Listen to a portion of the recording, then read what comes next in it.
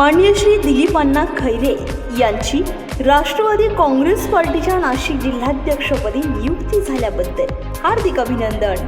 शुभेच्छुक Sandeep Anna Gangurde, Sandeep Khaire, Yogesh Thorat, Badal Kardak, Chetan Dighe, Rakesh Shivale, Sanjay Damodare, Deepak Patil, Ajit Jadhav, Swapnil Wagh, Mayur Kshirsagar, Swapnil Phule, Bhushan Patil, Mahesh Jadhav.